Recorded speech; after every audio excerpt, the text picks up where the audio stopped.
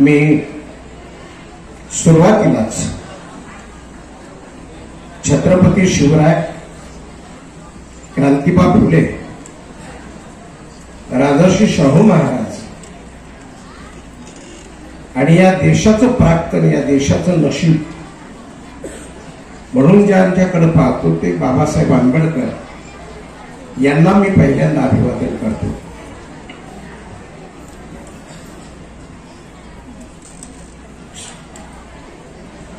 मी सुरुवातीला या लातूरचे आणि महाराष्ट्राची जडणघडण, विशेषतः विचारांची पेरणी करणारी जी माणसं होती त्यात एक होते विलासराव देशमुख आणि दुसरे होते ऍडव्होकेट मनोहरराव गोमारे. या दोघांनाही मी सुरुवातीलाच अभिवादन करतो.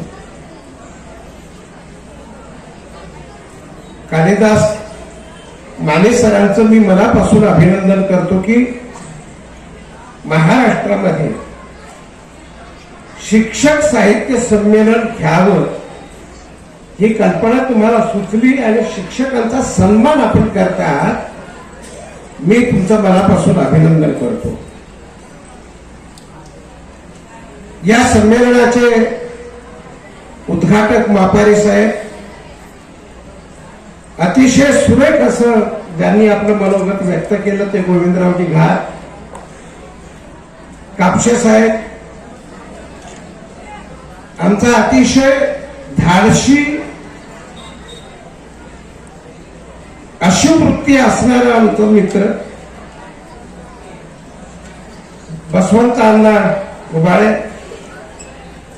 प्राध्यापक युडी गायकवाड सर, अभंग बिरादार सर, अलमरे सर, ज्यांची अतिशय सुरेख अशी कविता आपण ऐकली. आपण ऍडव्होकेट मनोहरराव गोमारे साहित्य नगरीमध्ये आहोत. ऍडव्होकेट मनोहरराव गोमारे हे विचारांच्या निष्ठेचं नाव आहे. निष्ठा या शब्दावरून मला एक घटना आठवली. महाराष्ट्रामध्ये एक फार मोठा नेता होता,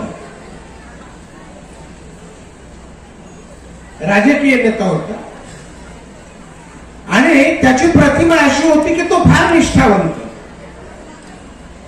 पण सत्ता बदल झाली आणि त्यांनी तो पक्ष सोडला, दुसऱ्या पक्षात गेले. निष्ठावंत. आमच्या केशवराव धोंडग्यांना विचारण्यात आलं की बुवा तुमची प्रतिक्रिया काय? ते तर निष्ठावंत होते. केशवराव धोंडग्यांनी असं म्हटलं की आता निष्ठेची व्याख्या बदलली पाहिजे. काय केली पाहिजे? जी सतत निसटणारी असते त्याला निष्ठा म्हणा. अशा सतत निसटणाऱ्या, निष्ठा निसटणाऱ्या काळामध्ये ऍडव्होकेट मनोहरराव गोमारे यांच्या सारखी माणसं आम्हाला उजेड वाटा दाखवणारा दिवा वाट.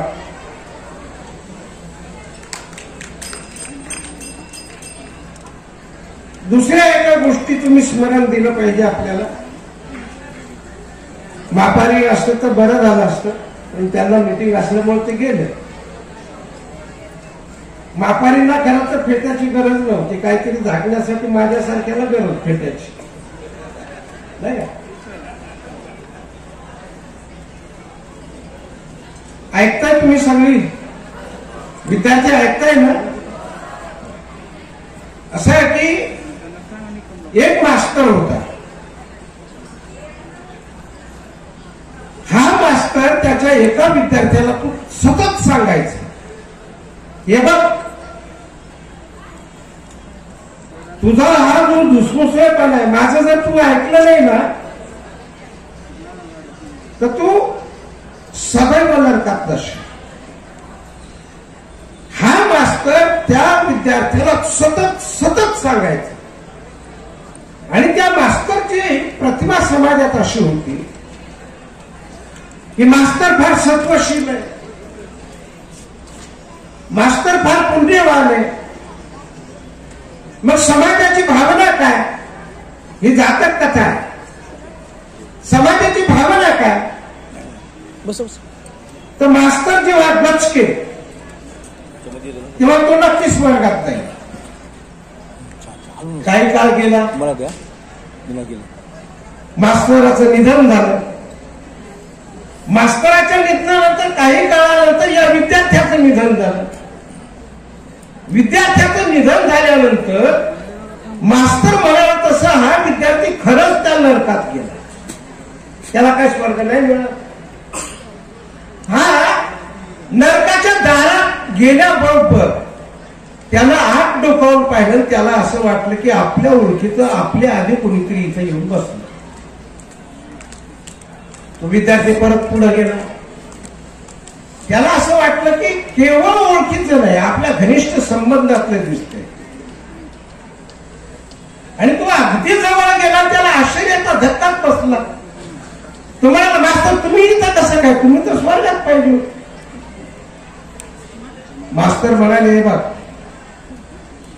तक्रार जरूर कर पण हळू आवाजात कर. तक्रार जरूर कर पण हळू आवाजात कर. हा विद्यार्थी म्हणाला, का मास्तर? मास्तर मागे वळले आणि ते म्हणाले, मागे हेड मास्तर बसलेले.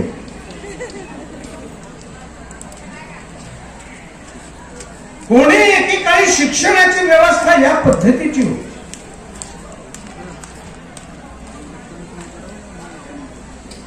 ही जी शिक्षणाची पद्धती होती, ब्रिटिश भारतात आले आणि ही पद्धती बदलली. 19व्या शतकामध्ये ब्रिटिशांनी शिक्षणाच्या नव्या पद्धती, नव्या पायवाटा निर्माण. ब्रिटिश किती वाईट होते, किती क्रूर होते त्या तपशिलात मी नाही जात. पण विज्ञान आणि तंत्रज्ञान हे माणसाच्या सुखासाठी उदयाला आलेलं आहे, जन्माला आलेलं आहे, याची जाणीव ब्रिटिशांनी भारतीयांना करून दिलेली होती. आज हे आपल्याला नजरेआड करता नाही. कल्पना करा, ब्रिटिश तर नसते तर आपल्याकडं अंधश्रद्धा इतक्या होत्या. जेव्हा डलहौसीच्या काळामध्ये पहिल्यांदा भारतात ठाणे ते मुंबई रेल्वे धावली, त्यावेळी भारतीय माणसं डंकीन आली असं म्हणत होते, पाहत होते. कारण रेल्वे धूर सोडून पुढे पळत होती. राक्षसीनं आली अशा पद्धतीची अंधश्रद्धा आमच्याकडे होती. डलहौसीच्या काळामध्ये तुम्हाला माहिती आहे डलहौसी? किती जणांना माहिती आहे? हात वर करा. डलहौसी माहित नाही? व्हाईसरॉय डलहौसी, त्याच्या काळामध्ये भारतात रेल्वे आली. त्याच्या काळामध्ये भारतात पोस्ट. महाराष्ट्र प्रदेश शिक्षक प्रतिनिधी सभा द्वारा आयोजित आजचं हे शिक्षक साहित्य संमेलन, या प्रसंगी या साहित्य संमेलनाचे अध्यक्ष कांबळेजी, ऋषिकेश कांबळेजी, या कार्यक्रमासाठी आवर्जून उपस्थित असत. माने सरांचा एक वेगळा पैलू खरं तर माझ्या समोर, मी प्रशासक म्हणून या ठिकाणी साधारणतः 2 वर्षापासून काम करतो. मला ओळख नाही. माने सरांचा एक वेगळा पैलू माझ्या समोर या निमित्तानं आला. शिक्षक संमेलन खरं तर हे माझ्यासाठी शिक्षक साहित्य संमेलन. आम्ही शिक्षकांचे संमेलन, मुख्याध्यापकांचं संमेलन, त्यांचे अधिवेशन असं बरंच ऐकलं होतं, परंतु शिक्षक साहित्य संमेलन हे मी पहिल्याच वेळेस पाहतोय. आणि ज्याची सुरुवात महाराष्ट्राचे माजी मुख्यमंत्री विलासराव देशमुख यांनी सुरुवातीच्या साहित्य संमेलनाला त्यांनी सुरुवात केली. आणि 9व्या साहित्य संमेलनाला उद्घाटक म्हणून मला या ठिकाणी उपस्थित राहण्याची संधी मिळाली. त्याबद्दल मी स्वतःला भाग्यवान समजतो की एवढ्या मोठ्या कार्यक्रमाला मला या ठिकाणी उपस्थित राहता आलं. मला त्यांनी सन्मानित केलं. त्याबद्दल मी मनापासून सर्वप्रथम त्यांचा आभार व्यक्त करतो. त्यांची आता 61वी आपण साजरी करतोय माने सरांची, त्याबद्दलही त्यांना शुभेच्छा व्यक्त करतो. आणि या संमेलनामध्ये विद्यार्थ्यांना, शिक्षकांना जे साहित्य त्यांना मिळणार आहे, ऐकण्याची संधी मिळणार आहे, ती संधी खरं तर चौथा जो स्तंभ आहे त्या माध्यमातून मी इतर या ठिकाणी जे शिक्षक उपस्थित नाहीये त्या शिक्षकांपर्यंत आवाहन करतो की त्यांनी सुद्धा या साहित्य संमेलनाचा लाभ घ्यावा. आजकाल खरं तर ऐकणं फार दुर्लभ झालेलं आहे. मोबाईलवर आपण जेव्हा पाहतो की बऱ्याच वेळेस असं होतं की दोन्हीकडूनही दोघं जण बोलत असतात, ऐकणं हे फारच कमी झालेलं आहे. या निमित्तानं वेगवेगळे जे कार्यक्रम आहे या सर्व कार्यक्रमाचा आपण लाभ घ्यावा. पुन्हा एकदा या कार्यक्रमाचं उद्घाटन झालं असं जाहीर करतो आणि सर्व कार्यक्रमासाठी 2 दिवसाच्या 3 दिवसाच्या या कार्यक्रमासाठी सर्व उपस्थितांना या ठिकाणी शुभेच्छा व्यक्त करतो आणि थांबतो. धन्यवाद. ज्यांना तुम्ही ऐकणार आहात ते कांबळे सर, शिंदे सर, आत्ताच मानेने एक कविता तुमच्यासमोर सादर केली. मला वाटते माने हे लोक जरा थोडं हुशारच असतात, धडाडीचे असतात, असे आमचे काही असतात. सर्व मंचावरले मान्यवर उपस्थित सर्व आहे, मी भाषण करणार नाही. भाषणाची बरीच की मालिका आहे.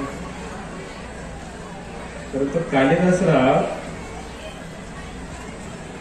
आता मला माहीत झालं की ग्रामीण भागातले शेतकरी कुटुंबातले अशीच माणसं स्पष्ट बोलत असतात. निर्मळ मानाची माणसं स्पष्ट बोलत असतात, समाजाला जागी करतात, याला साहित्य म्हणतात. साहित्याची व्याख्या करतो. ज्यांच्याकडे कुणी लक्ष देत नाही परंतु त्यांच्याकडे लक्ष देऊन एखादी कविता तयार करावं याला माने म्हणावं.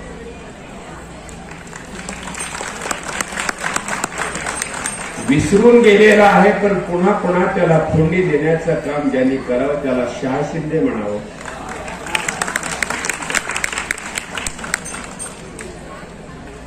आणि बोलत बोलत कोपर खेळ्या मारत मारत सर्व हसून ठेवणारे त्याला सौताडीकर म्हणावं.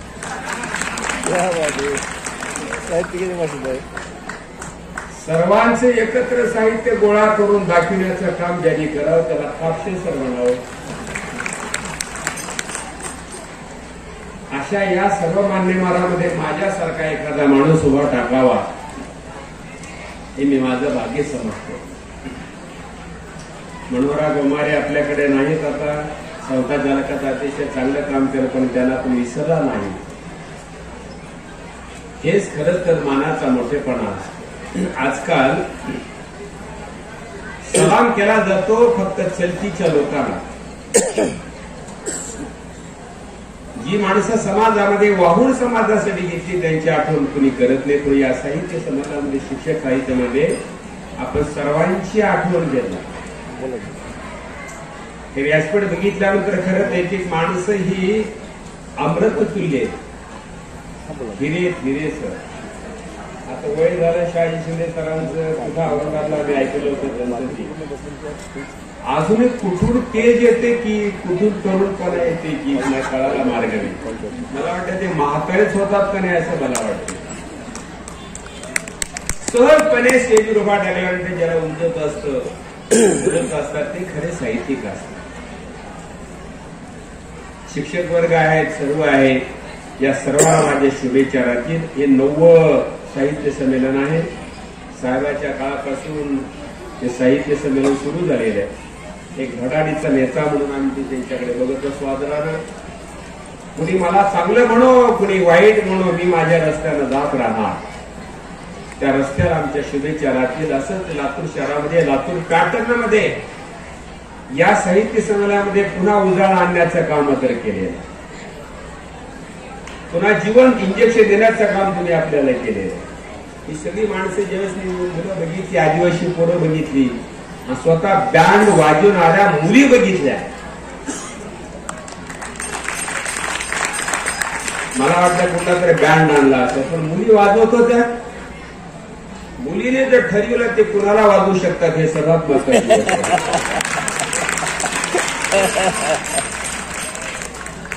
एवढं सबलीकरण आता महिलांचं झालेलं आहे.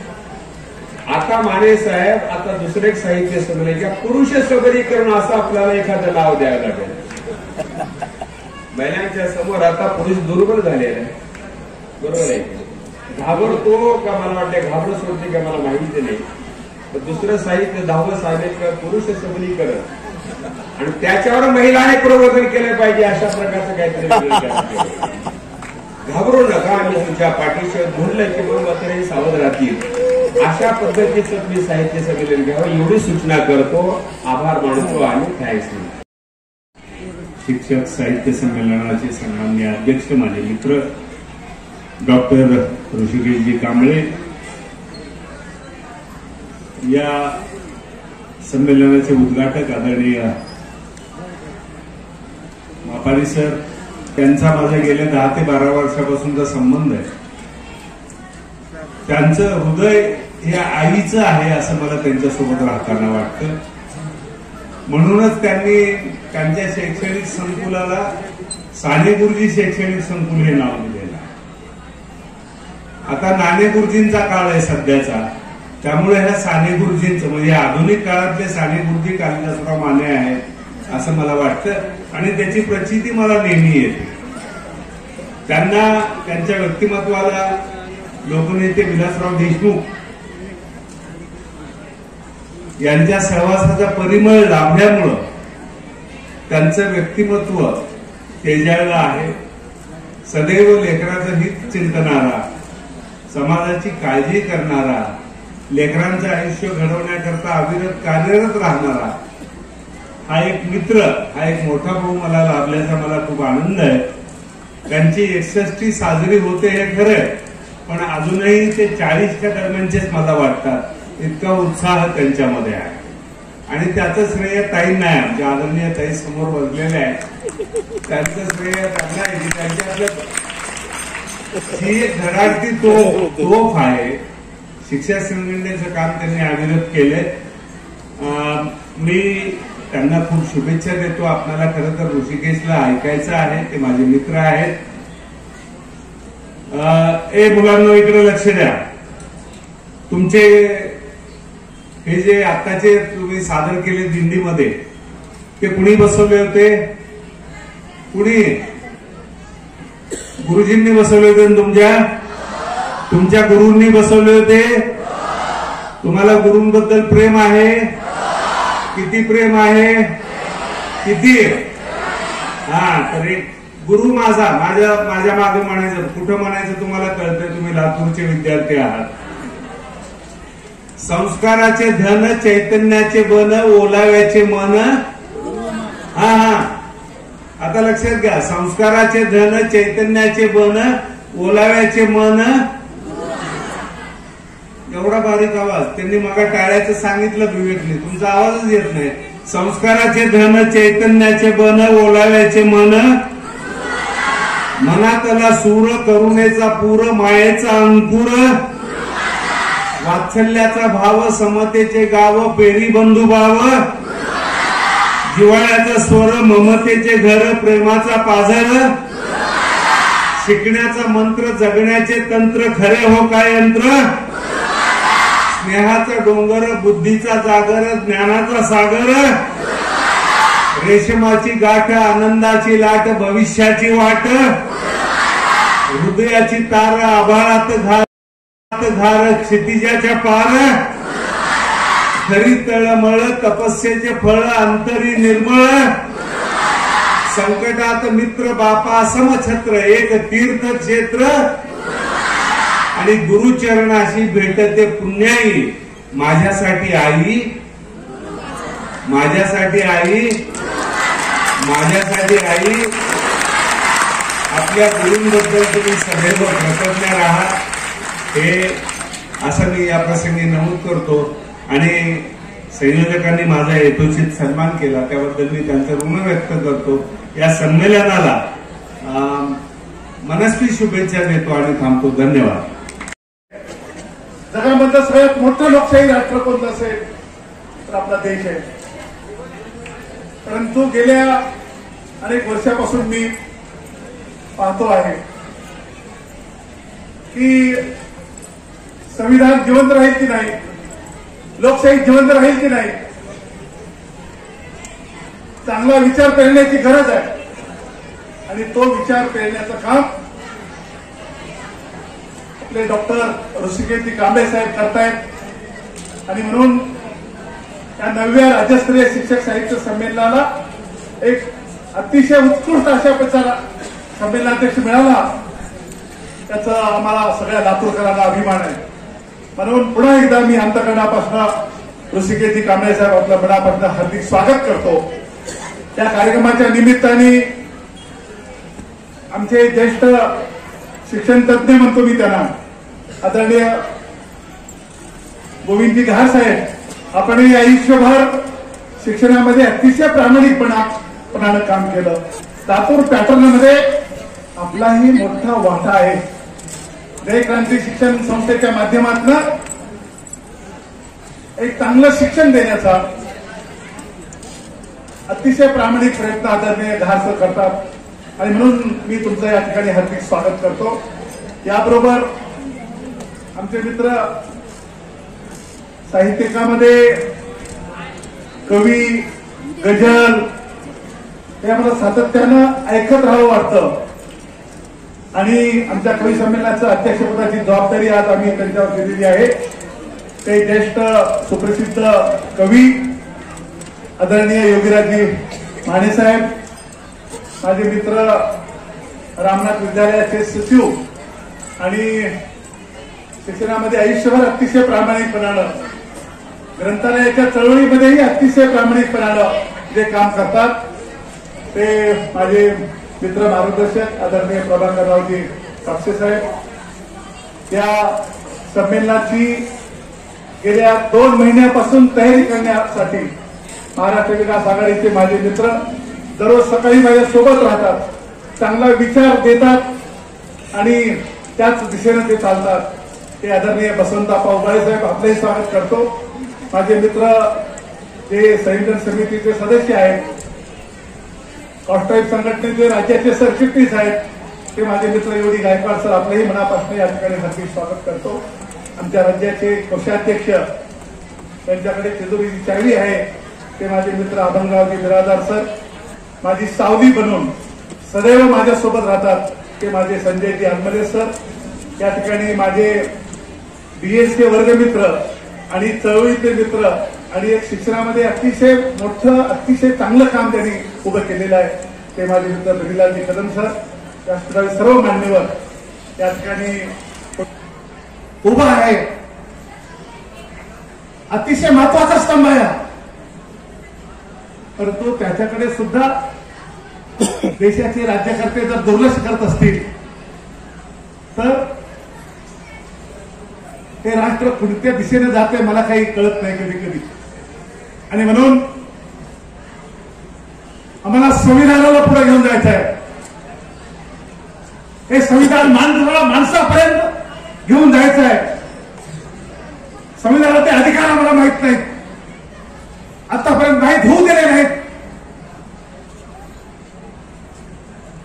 म्हणून कुठंतरी तुमची माझी भूमिका संवेदनपणानं ठेवायची गरज आहे. आणि म्हणून इथं उपस्थित सगळ्या माझ्या पत्रकार बांधवाचं मी मनापासून हार्दिक स्वागत करतो. तुमच्याकडे प्रचंड ताकद आहे,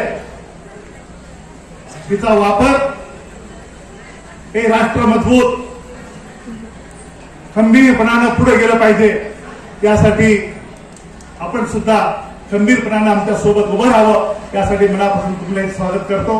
इथं अनेक मान्यवर पुढे बसलेले आहेत, त्या सगळ्यांचं मी मनापासून, हृदयापासून हार्दिक स्वागत करतो.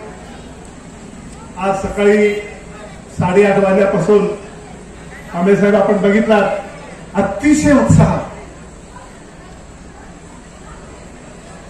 ती ग्रंथदिंडी टाऊन हॉलवरून निघाली. डॉक्टर बाबासाहेब आंबेडकरांच्या पुतळ्याला आपण अभिवादन केलं आणि जवळजवळ 2 तास 1.5 किलोमीटर अंतरावरची ही दिंडी लातूरकर आपल्याकडे अतिशय प्रेमाने बघत होते. एक चांगला संदेश या शिक्षक साहित्य संमेलनाच्या निमित्ताने आम्हाला समाजात माणसात पेरायचा आहे. विविध या ग्रंथदिंडीमधनं छत्रपती शिवाजी महाराजांनी लक्ष्मीबाई डॉक्टर बाबासाहेब आंबेडकर संविधान, त्या संविधानाची पालखी आपण टाउन हॉल पासून इथपर्यंत आणलेली आहे. त्यामध्ये अनेक लेखक अतिशय उत्कृष्टपणे अभिनय करत होते. आदिवासी नृत्य लोकांचं लक्ष वेधून घेत होतं. 75 वर्ष झाल्यानंतर आणखीन आदिवासी भागामध्ये आम्ही शिक्षण देऊ शकलो नाही. 75 वर्षामध्ये आम्ही काय कमावलो काय गमावलो यावरही चिंता नाही. उद्या आज दुपारी शिक्षण, काल आज उद्या यावर चिंता नाही. उद्या सकाळी आमच्या युवराज माने सरांचं, बिराजदार सरांचं कवी संमेलन आहे. परवाच्या दिवशी सकाळच्या सत्रामध्ये महिला सबलीकरण आणि शिक्षण आपल्या जिल्हाधिकारी माननीय वर्षा ठाकूर घुगे मॅडम त्या साहित्य त्या परिसंवादाचे अध्यक्ष आहेत. आणि दुपारी समारोप आहे 1 तारखेला 2 ते 5. आज मुख्यमंत्र्यांनी विशेष बैठक बोलवल्यामुळे आज महाजन साहेब आपले पालकमंत्री त्यांनी आपला दौरा टाकला होता. परंतु रात्री फोन केला की आमची मुख्यमंत्र्यांनी विशेष बैठक बोलवल्यामुळे मी 1 तारखेला येतो. म्हणजे उद्घाटनाचे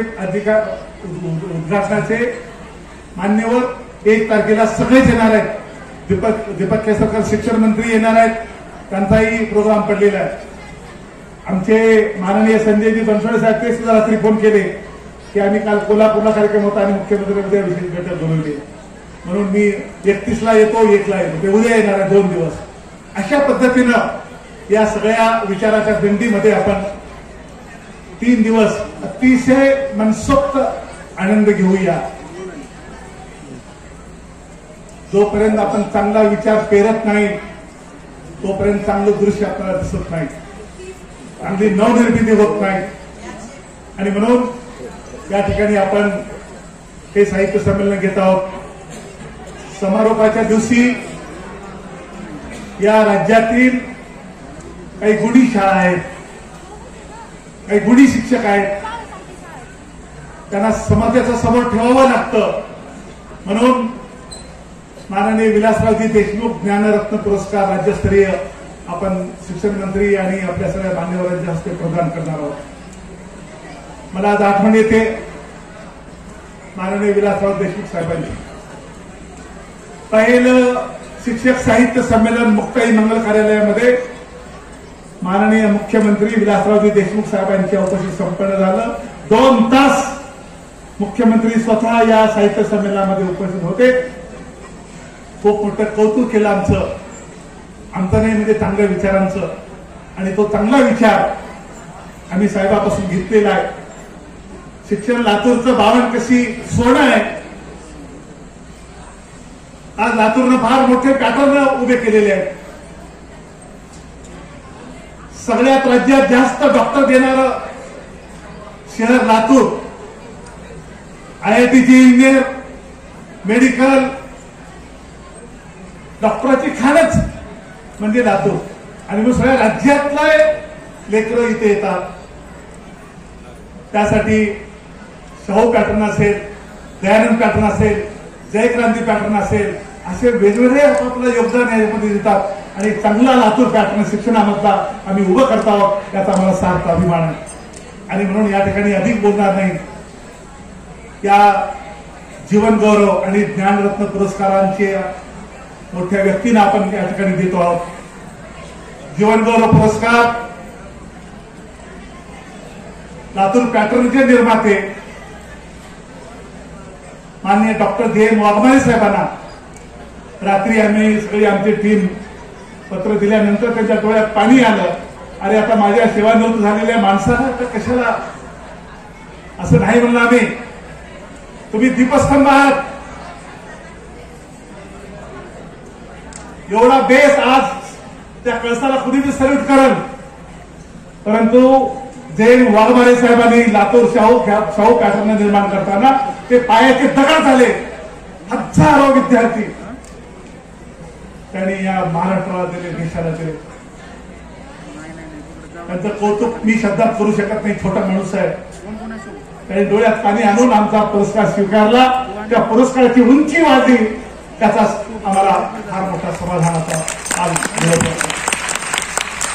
आणि म्हणून त्याला सुद्धा आपण माननीय विलासरावजी देशमुख जीवनगौरव पुरस्काराने सन्मानित करणार आहोत. अतिशय सुंदर कार्यक्रम आहे. दुसरा पुरस्कार जीवनगौरव आम्ही देतो आहोत माझे मित्र ज्ञानेश्वर ठाकरे.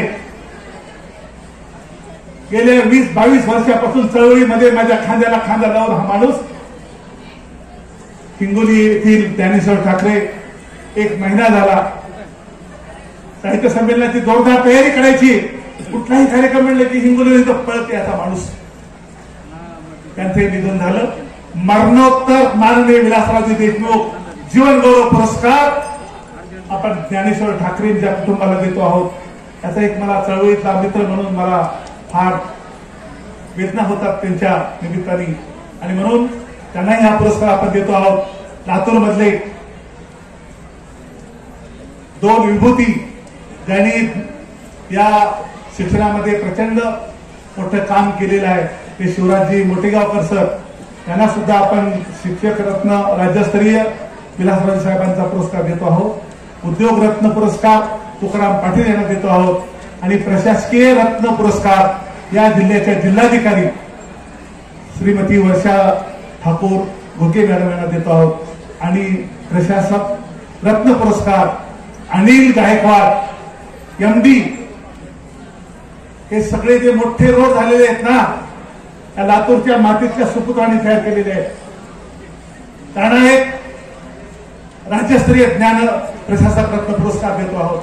अशा पद्धतीनं या 7 लोकांना आपण हा जीवनगौरव पुरस्कार सगळ्या मान्यवरांच्या हस्ते 1 तारखेला दुपारी 2 ते 5 त्या वेळेमध्ये आपण देणार आहोत. त्याचबरोबर या राज्यातल्या चांगल्या गुणी शाळा, ज्या शाळेमधनं नवोदयचे विद्यार्थी, ज्या शाळेमधनं शिष्यवृत्तीचे विद्यार्थी तयार होतात, अशा 21 शाळांना आपण माननीय विलासरावजी देशमुख ज्ञानरत्न पुरस्कार देणार आहोत. अशा पद्धतीनं हा एक भरगच्च कार्यक्रम या 3 दिवसामध्ये अतिशय खूप शिदोरी ज्ञानाची आपल्याला मिळणार आहे. त्या 3 दिवसामध्ये आपण मस्त दुपारी जेवण, संध्याकाळी जेवण, निवांत जर आनंद लुटूया. जाऊ द्या, पहिला श्वास हाकेचा जर संपलं काम, काही शिल्लक राहत नाही. सारखं मरा फळा किती दिवस होता. आता कुठेतरी अशा पद्धतीने चांगल्या माणसाचा विचार आपण ऐकूया. या ठिकाणी फॉर्म शहाजिंदे सर, आपण पहिल्या साहित्य संमेलनापासून आज आमचे साक्षीदार म्हणून आजही आमच्या सोबत आहेत. त्यांच्याकडे बघितलं की आम्हाला अभिमान वाटतो. अरे एवढा वय होत सुद्धा हा माणूस आम्हाला विचार करतो आहे. टाळ्या वाजून आपण शहाजिंदे सरांचं आपण या ठिकाणी स्वागत करूया. शेवटच्या टप्प्यामध्ये मला सुद्धा 60 वर्ष झाले ऋषिकेश कांबळे साहेब. त्या सगळ्या मित्रांनी माझी 61 साजरी करण्याचा निर्णय घेतला. मला कधी पुरस्कार घ्यावा, पुढे जावं, फोटो काढावं असं मला कधी वाटत नाही. काम करत राहायचं. काम करणाऱ्या माणसाची दखल समाज घेत असतो. आज जवळजवळ मानले विलासरावजी देशमुख साहेबांच्या, खरं तर ते माझे देवच आहे. माझ्या वडिलांच्या फोटो बरोबर मी साहेबांची फोटो दररोज मी उत्पत्ती केल्याशिवाय जेवत नाही. त्यांच्या आशीर्वादामुळे मी आज उभा आहे. मी त्यांना कधीच विसरू शकत नाही. आज जवळजवळ 13-14 युनिट आहेत, जवळजवळ 5000 विद्यार्थी, तेही गुणवत्तेतले. हे सगळे लेकरं, आज तुम्ही जे दिल्ली बघितलं तर हे सगळे लेकरं माझ्या 13-14 संकुलातले आहेत. प्रत्येक विद्यार्थी मन लावून घडवतो, मन लावून तयार करतो. आणि माझं एक स्वप्न आहे, माझ्या शाळेतलं माझ्या सानिध्य एक लेकरू मला लाच दिल्या त्या गाडीत बसायचं, IAS करायचं आहे. IAS तयार करण्याची फौज माझी सगळे मुख्याध्यापक, प्राचार्य, सगळे शिक्षक अतिशय मन लावून जीव लावून करतात. आणि म्हणून या सगळ्यांचं मी अभिनंदन करतो. त्या 61च्या निमित्ताने एक गौरव ग्रंथ प्रकाशित होतो आहे. मी असे नसेल, परंतु त्या गौरव ग्रंथाच्या निमित्ताने माझा एक छोटासा त्या सानिध्याला दिलेलं योगदान जिवंत राहील, माझा विचार जिवंत राहील. जवळजवळ 150 पानाचं हे गौरव ग्रंथाचा अंक माझ्या अनेक मित्रांनी, त्यामध्ये मी अभिनंदन करेन माझ्या विवेक सोताडीकर सरांचं. अतिशय रात्रंदिवस एवढं व्याप असताना, शिक्षणामधलं एवढं काम असताना, रात्री 2-2 वाजेपर्यंत बसून त्यांनी तो अंक पूर्ण केला. ते संपादक माझे मित्र एवढी गायकवाड सर 1 वर्षापासून माझ्या मागे आहेत. सर, आपण एक गौरव ग्रंथ अंक काढूया, आणि त्याला मूर्त मिळाला त्या निमित्ताने, 61च्या निमित्ताने. आणि म्हणून एवढी सर मी तुमचं अभिनंदन करतो. माझे मित्र ब्रिजलालजी कदम सर, माझे मित्र बिरादार सर, दयानंदी बिरादार सर, वसंता बावगळेजी, ही सगळी टीम, अनेक साहित्यिक आमच्या गोमारीताई त्या डॉक्टर आहेत. आणि अभिमान आहे की मुद्दाम म्हणून मी या सभागृहाला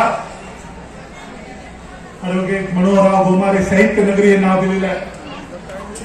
याची आठवण मला यासाठी आली, जेव्हा माझ्या गौरव ग्रंथासाठी माझी टीम त्यांना विनंती करायला गेली की ते म्हणले की मी 2-3 दिवसात माने सरावर लिहून देतो. आणि 4थ्या दिवशी ते आपल्यातून निघून गेले. एक अतिशय साम्यवादी विचार मांडणारा माणूस, आयुष्यभर कुठल्याही गोष्टीची तडजोड केली नाही माणसाने आयुष्यामध्ये. त्या ॲडव्होकेट मनोहरराव गोमारे साहेबांना मी विनम्र अभिवादन करतो.